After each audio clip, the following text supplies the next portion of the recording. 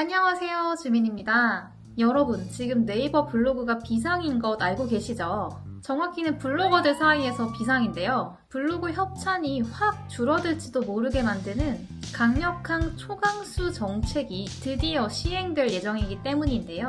11월 15일 발표한 공정거래위원회의 지침에 따르면 오는 12월 1일부터 블로그나 카페에 올린 글이 추천하거나 보증하는 경우라면 글 제목이나 첫 부분에 경제적 이해관계를 표시해야 한다고 합니다. 즉 상단에 광고 그림을 표시해야 한다는 내용인데요. 현재까지는 맨 하단에만 표시하면 됐지만 본문의 스크롤을 아래까지 쭉쭉쭉쭉 내려야 광고임을 알 수 있게 되어서 그동안 소비자분들의 불편함이 많았기 때문이라고 합니다. 이 내용은 이전부터 시행될 것이라고 꾸준히 예고되어 왔지만 계속해서 미뤄지더니 결국 올 것이 오고야 말았습니다. 만약 여러분이 포스팅을 읽는데 포스팅 상단부터 광고임을 표시하고 있다면 계속 읽고 싶으실까요? 읽고 싶지 않을까요? 블로그로 수익화하고 있는 블로거들을 긴장하게 만드는 정책이 아닐 수가 없는데요. 과연 이번 정책은 블로그에 어떤 변화를 가져오게 될지 10년 넘게 블로그를 해온 입장에서 한번 분석을 준비해봤어요. 지극히 개인적인 견해이기 때문에 틀릴 수도 있음을 주의해주세요. 우선 블로거들에게 타격이 없을 수는 없을 텐데 특히 광고만 하던 수익화 블로그나 잡블로그로 운영하는 블로그에 타격이 있을 것으로 보입니다. 블로그를 선택한 광고주들은 대부분 광고스럽지 않은 자연스러운 후기를 기대하고 협찬을 맡기게 되는데 상단부터 광고임을 표시하게 되면 광고주 입장에서 블로그에 홍보를 맡기는 것에 대한 매력도가 떨어지겠죠. 소비자들도 글을 읽기 전에 이탈하는 경우가 늘어날 거예요. 너무 광고 같은 글에 광고 그림이 처음부터 명시되어 있으면 뒤로 가기 버튼을 쉽게 누를 수 있게 되기 때문에 수익화 잡블로그는 여기에서 자유롭지 못할 수 있어요. 두 번째로 공정위 문구의 위치는 바뀌더라도 검색 알고리즘은 거의 그대로일 것이기 때문에 수익화 잡블로그들도 초반에는 검색 노출이 잘 될 수 있겠지만 광고인 것을 보고 이탈하는 행위가 많이 늘어났을 때에 생기는 문제점이 있죠. 바로 체류 시간이 떨어진다는 문제입니다. 그렇게 체류 시간이 줄고 서서히 노출 경쟁에서 밀려나고 블로그의 파워도 떨어질 수가 있어요. 저품질보다도 더 무서운 상황에 빠질 수 있게 되겠죠. 세 번째로 블로그의 파워도 떨어지고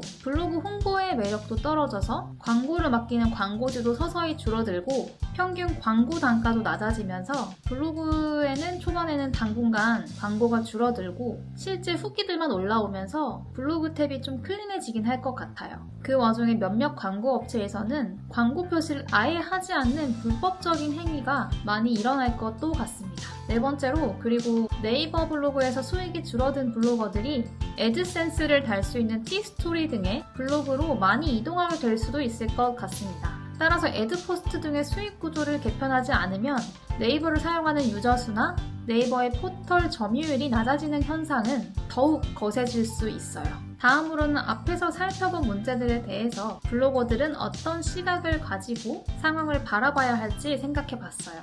아무리 광고임이 처음에 드러난다고 해도 광고주 입장에서는 트래픽을 높이는 것이 중요하기 때문에 블로그 광고를 하지 않을 수는 없겠죠. 그리고 블로거들도 협찬이 블로그 활동의 원동력이 되기 때문에 그만두기가 어려울 거예요. 정책을 없앨 수는 없기 때문에 이번 정책과 블로그가 함께 가는 방안을 생각해 봐야 할 것 같은데요. 먼저 상단에 표시된 광고 멘트를 보고 독자들이 뒤로 가기 버튼을 누르지 않도록 붙잡아야겠죠. 그렇게 하려면 광고지만 글을 계속 보게끔 하는 기술이 필요할 것 같습니다. 그러기 위해 가장 쉽게 할 수 있는 것은 해당 분야의 전문성을 가진 블로그임을 보여주는 것입니다.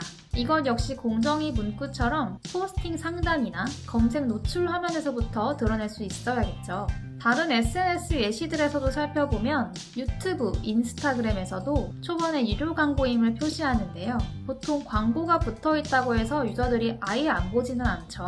그리고 오히려 광고가 붙으면 잘 나가고 믿을만한 인플루언서구나 싶어서 보게 되는 경우도 있습니다. 블로그 역시 광고지만 그 분야의 전문가처럼 보이는 사람의 포스팅이라면 보게 될 거예요. 두 번째로 따라서 전문적인 블로그들의 가치는 더 올라갈 수도 있을 것으로 보입니다.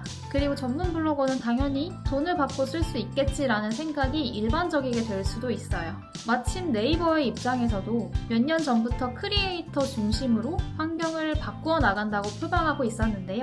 이를 계기로 더욱더 창작자 중심으로 블로그 환경이 돌아가도록 만들 수도 있을 것 같습니다. 최근 메인에서 블로그 콘텐츠들을 더욱 많이 노출시켜주거나 인플루언서 제도를 만들고 피드 메이커를 뽑는 등 전문 분야 블로거들을 더 밀어주는 모습을 볼 수 있었죠. 전문성 있게 블로그를 키우는 것이 더욱 중요해질 것 같아요. 세 번째로 물론 네이버에서도 이런 현상을 방관하고 있지만은 않을 것 같습니다. 광고업체 글이 줄어서 포털 사이트가 클린해지더라도 블로그 활성화가 더디게 된다면 네이버에서도 달가워하지만은 않을 거예요. 이번에 시행될 정책의 주체가 네이버가 아니라 공정위 측에서 내놓은 정책인데다가 블로그에서 데이터를 얻어서 다양한 사업에 활용하려는 네이버는 블로그 활성화가 큰 과제이기 때문에 블로거들과 공생하기 위해서 네이버에서도 내부적으로 고심을 많이 하게 될 거예요. 추후에는 네이버 측에서도 너무 눈에 띄지 않도록 하게 하는 등 광고 표시에 대한 가이드를 줄 수도 있을 것 같습니다. 물론 광고 회사인 네이버는 공짜로 광고글을 올리는 것을 싫어하기 때문에 새로운 비즈니스 모델을 내놓을 수도 있겠네요. 마지막으로 블로그를 10년 넘게 해왔지만 그동안 블로그가 망할 것이라는 고비가 한두 번이 아니었는데요. UI부터 알고리즘까지 대대적으로 바뀌더라도 글과 사진을 통한 기록이라는 근본은 그대로 유지되면서 네이버 블로그는 그 자리를 지키고 있었는데요. 이게 바로 네이버 블로그만의 매력인 것 같습니다. 블로그의 본질인 기록, 즉 근본대로 잘 하다 보면 외부의 변화에 휘둘리지 않고 블로그 활동을 이어나갈 수 있을 거예요. 결론적으로 드리고 싶은 말이나 팁이 있다면 우선 많이 알고 계실 방법인 스티커의 활용으로 광고를 상단에 사용해 주다가 네이버에 가이드가 생긴다면 이를 따라주면 좋을 것 같고요. 되도록 특정 분야의 전문적인 포스팅 기록을 하면서 활동을 꾸준히 이어나갈 것을 당부드리고 싶습니다. 그리고 당분간은 새로 시작하는 초보 블로거들에게 유리할 수도 있을 것 같으니까요.